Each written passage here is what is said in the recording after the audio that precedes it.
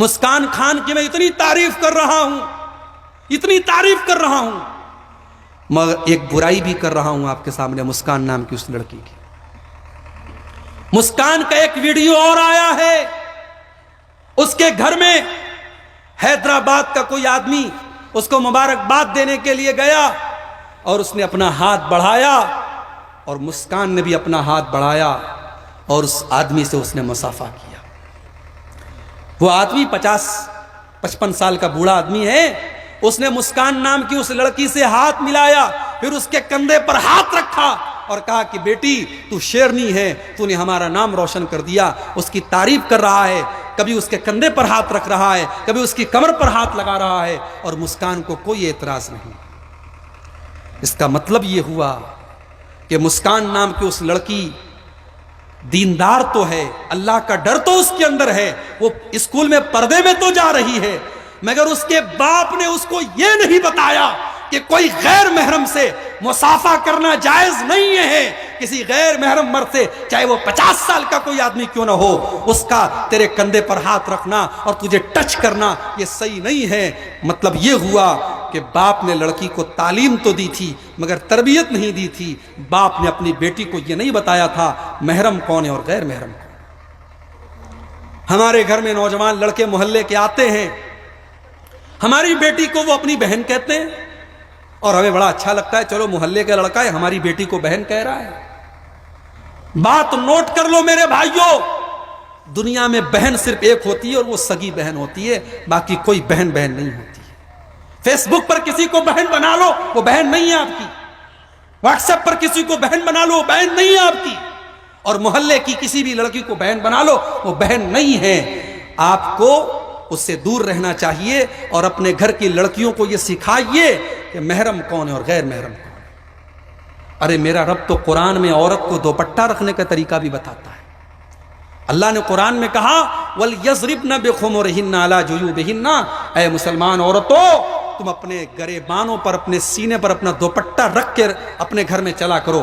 باپ کے سامنے ہو تو کیا، بھائی کے سامنے ہو تو کیا، دیور کے سامنے ہو تو کیا، جیٹھ کے سامنے ہو تو کیا، جب بھی تم گھر کے اندر بھی چلو تو اپنے سینے پر، اپنے گریبان پر اپنا دوپٹہ رکھ کے چلو۔ کہیں ایسا نہ ہو کہ باپ کے سامنے جیسے تیسے، بیٹے کے سامنے جیسے تیسے، بھائی کے سامنے جیسے تیسے چلو، نہیں۔ دوپٹہ رکھنے کا طریقہ بھی اللہ نے قرآن میں بتایا۔ موبائل آج کے دور میں پیدا ہوا، قرآن 1400 سال پہلے اترا، مگر ایک عورت کو، ایک لڑکی کو اگر موبائل کے اوپر کسی غیر محرم سے بات کرنا پڑ جائے تو قرآن نے اس کا بھی طریقہ 1400 سال پہلے بتایا۔ فَلَا تَخْضَعْنَ بِالْقَوْلِ فَيَطْمَعَ الَّذِي فِي قَلْبِهِ مَرَضٌ وَقُلْنَ قَوْلًا مَّعْرُوفًا۔ اے مسلمان عورتوں، خبردار، اگر تمہارے موبائل کے اوپر کسی غیر مرد کا کال آ جائے تو تم نرمی کے ساتھ بات مت کرو، تم لچک کے ساتھ بات مت کرو، تمہاری آواز میں مٹھاس نہ ہو، کیونکہ اگر تمہاری آواز میں مٹھاس آئے گی تو سامنے والا پھر تم سے امید لگانے لگے گا، چکر چلانے لگے گا، اور پھر بات آگے بڑھے گی۔ تو پہلے ہی سختی سے بات کرو، کڑائی سے بات کرو، سامنے والے کو موقع مت دو۔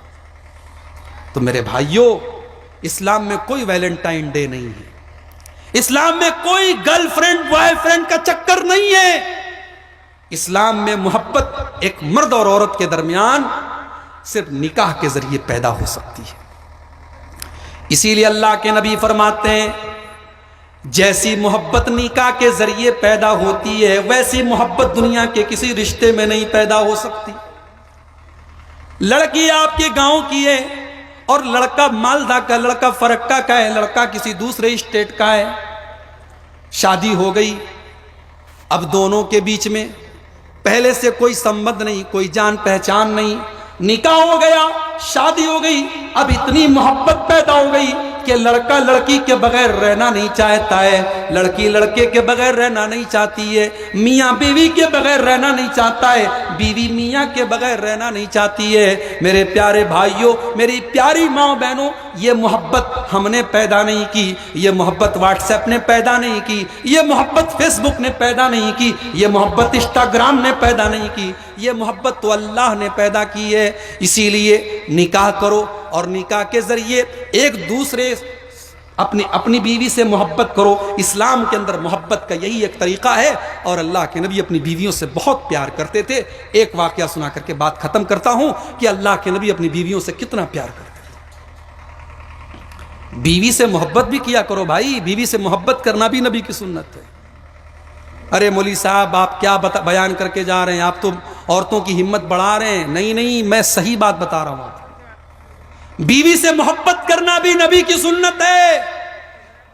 اللہ کے نبی حضرت عائشہ سے کہتے ہیں, عائشہ مجھے پتا ہے تم کب مجھ سے خوش رہتی ہو اور کب مجھ سے ناراض ہوتی ہو. کہا آپ کو کیسے پتا کہ میں کب آپ سے خوش ہوتی ہوں اور کب ناراض ہو جاتی ہوں؟ کہا کہ عائشہ جب تم مجھ سے خوش رہتی ہو, راضی رہتی ہو اور تم کو کسی بات پہ قسم کھانی ہوتی ہے تو تم کہتی ہو ورب محمد, محمد کے رب کی قسم. اور جب تم مجھ پر غصہ رہتی ہو, ناراض رہتی ہو تو تم کہتی ہو ورب ابراہیم, ابراہیم کے رب کی قسم. تب تم میرا نام نہیں لیتی. حضرت عائشہ نے فرمایا, اے اللہ کے نبی جب میں آپ سے ناراض ہوتی ہوں میں آپ کا نام نہیں لیتی ہوں. صحیح بات آپ کہہ رہے ہیں, لیکن اے اللہ کے نبی میں غصے میں آپ کا نام تو نہیں لیتی ہوں, لیکن آپ کو میں چھوڑنے کا خیال بھی اپنے من میں نہیں لاتی ہوں. آپ کو نہیں چھوڑتی ہوں, آپ کا نام چھوڑتی ہوں, آپ کو نہیں چھوڑتی ہوں. آپ سے محبت تب بھی کرتی ہوں. اتنی محبت کرتے تھے اللہ کے نبی اپنی بیویوں سے. سفر میں جا رہے ہیں, صحابہ بھی ساتھ میں ہیں. صحابہ سے آپ نے کہا تھوڑا آگے نکل جاؤ. صحابہ تھوڑا آگے نکل گئے. اللہ کے نبی کہنے لگے, اے عائشہ چلو سناٹا ہو گیا, اب ہم دونوں تھوڑا ہنسی مذاق کر لیتے ہیں. چلو تم بھی دوڑو ہم بھی دوڑو, دیکھتے ہیں کون دوڑ میں آگے نکلتا ہے. چلو ہم دونوں دوڑنے کا مقابلہ کرتے ہیں, دوڑنے کا کمپٹیشن کرتے ہیں. اماں عائشہ فرماتی ہیں میری نئی شادی ہوئی تھی, میں ہلکی پھلکی تھی, میں دبلی پتلی تھی. جب دوڑنے لگی تو میں آگے نکل گئی اور اللہ کے نبی مجھ سے پیچھے رہ گئے. میں ہنسنے لگی, میں مذاق اڑانے لگی اور میں کہنے لگی اے اللہ کے نبی دیکھا میں آپ سے آگے نکل گئی. اللہ کے نبی خاموش ہو گئے, کوئی جواب نہیں دیا.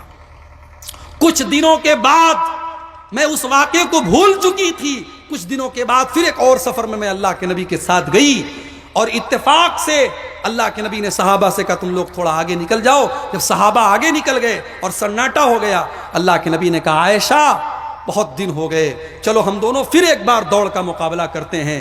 اما عائشہ فرماتی ہیں, مسند احمد کے الفاظ ہیں کہ اللہ کے نبی کے ساتھ اب جب میں دوڑنے لگی تو میں تھوڑی موٹی ہو گئی تھی, تھوڑا میں فربا ہو گئی تھی, بدن میرا موٹا ہو گیا تھا. اب جب میں دوڑنے لگی تو اب میرے اندر وہ اسپیڈ نہیں رہی جو پہلے تھی. اب اس بار میں پیچھے رہ گئی اور اللہ کے نبی آگے رہ گئے. اللہ کے نبی ہنسنے لگے اور آپ نے فرمایا عائشہ کیسا لگا میرا بدلہ؟ آج میں نے تم سے بدلہ لے لیا. اس دن تم آگے نکل گئی تھی, آج میں آگے نکل گیا. میرے بھائیوں نبی نے سبق دیا ہے, بیویوں سے محبت کرو, بیویوں کے ساتھ ہنسی مذاق بھی کرو اور بیویوں کو اتنی محبت دو کہ ان کی صحت اور ان کی تندرستی بن جائے. آج تو یہ ہوتا ہے بیوی بیچاری جب شادی ہوتی ہے 50 کلو اس کا وزن ہے اور شوہر بیچارہ اتنی محنت کرواتا ہے اس سے, اس کے گائے بیل اور بکرے بکری مرغا مرغی سب کی بیچاری کو اتنی خدمت کرتی ہے, اس کو 30 سال کا کر دیتا ہے یہ کھٹا کھٹا کر کے. نبی کی سنت یہ ہے کہ آپ بیوی کو اتنا سکھ دے دیں کہ اس کی صحت اور بن جائے. میرے پیارے بھائیوں, تو بیوی بچوں کا حق ادا کرنا یہ بھی شریعت کا ایک حصہ ہے.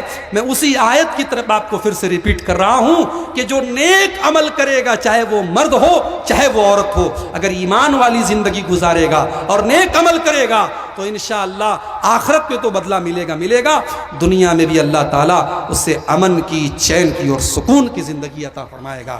آئیے ہم اللہ سے دعا کریں, رب العالمین ہمیں دنیا اور آخرت دونوں میں امن اور چین کی زندگی گزارنے کی توفیق عطا فرمائے. اللہ تعالیٰ ہم کو دنیا اور آخرت کی کامیابی عطا فرمائے. اللہ ہمیں ان لوگوں میں شامل کر دے جن کا نام اعمال کل قیامت کے دن ان کے داہنے ہاتھ میں دیا جائے گا. اللہ ہمیں ان لوگوں میں شامل نہ کرے جن کا نام اعمال ان کے بائیں ہاتھ میں دیا جائے گا. اللہ ہماری قبر کی منزلوں کو آسان کر دے. اللہ ہمیں اپنے والدین کی خدمت کی توفیق عطا فرمائے, اور جن کے والدین دنیا میں نہیں ہیں اللہ ان کے والدین کی مغفرت فرما دے. اللہ ہمارے کاروبار میں برکت نصیب فرمائے.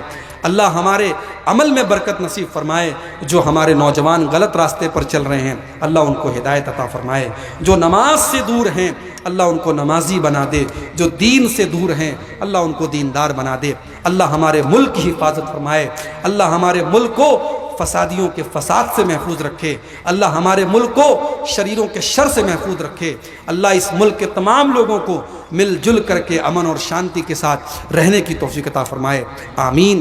وآخر دعوانا ان الحمد للہ رب العالمین، والسلام علیکم ورحمۃ اللہ۔